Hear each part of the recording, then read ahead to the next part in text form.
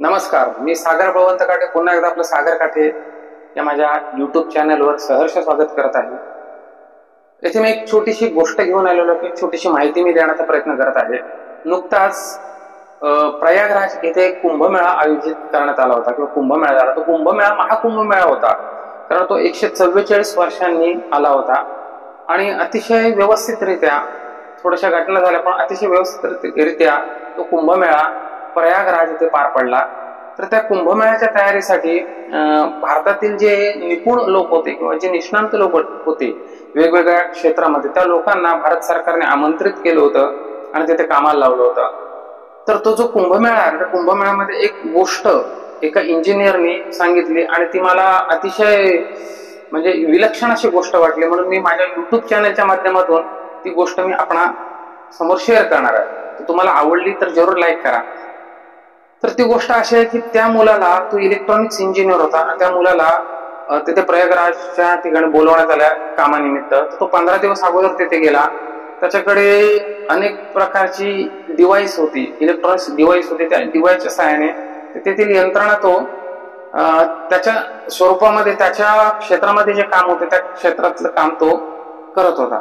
तो काम करत असतानाच त्याला अध्यात्माची सुद्धा आवड होती, जे साधू महाराज यांचं राहणीमान कसं असतं किंवा त्यांचं चरित्र कसं असतं, ते नेमके कशा असतं ह्याचं सुद्धा त्याला कुतूहल होतं। म्हणून ते साधू महाराज ज्यावेळेला प्रयागराजमध्ये आले तर त्याचा अनुभव त्यांनी सांगितला की ज्यावेळेला ते आले तेव्हा वाजत गाजत आले, त्यांना कार्पेट अंतरलं होतं, त्यांच्या अंगावर पुष्पवृष्टी होत होती आणि ते काही जण रथातून आले, काही जण घोड्यावरनं आले। अशा प्रकारे साधू महाराज, काही नागा साधू होते, तर त्यांची चाल एक वेगळी चाल होती। तर असे जे साधू महाराज प्रयागराज मध्ये आले, सर्व साधू महाराज हे अतिशय प्रभावी किंवा तेजस्वी किंवा दिव्य शक्ती जाणणारे किंवा दैवी शक्ती जाणणारे होते असं नाही, परंतु काही साधू महाराजांचं तेजस म्हणजे काय म्हणतात, त्यांची दैवी शक्ती एवढी प्रभावी होती ह्याचं त्यांनी थोडक्यात उदाहरण दिलेलं आहे। तो काही साधू महाराजांच्या मठामध्ये गेला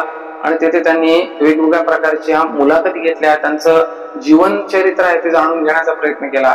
तर तो असं सांगतो की मी जे मोठे साधू महाराज होते त्यांच्या मठामध्ये गेल्यानंतर मला असं जाणवलं की आमच्या हातामध्ये जे डिव्हाइस आहे ते पूर्णपणे निकामी झाले होते, ते काहीच काम करत नव्हते। म्हणजे त्यांच्या अंगामध्ये किंवा त्यांच्या मध्ये असणाऱ्या दैवी शक्तीचा प्रभाव एवढा प्रचंड होता की त्यांचे डिव्हाइस सुद्धा बंद झाले होते। दुसरी गोष्ट असं त्याने सांगितलं की सर्वच साधू महाराज तसे नव्हते, काही साधू महाराज बंधू होते, हे त्याच्या लक्षात आलं। ज्या वेळेला साधू महाराज आले त्यावेळेला त्यांचं स्वागत हे वाजत गाजत करण्यात आलं आणि ज्यावेळेला कुंभमेळा संपला त्यावेळेला जे साधू होते ते साधू केव्हा कुठे गायब झाले आणि केव्हा निघून गेले हे कोणालाच कळलं नाही। ही एक छोटीशी घटना त्यांनी सांगितली। तुम्हाला समजा आवडली तर लाईक करा आणि शेअर करा।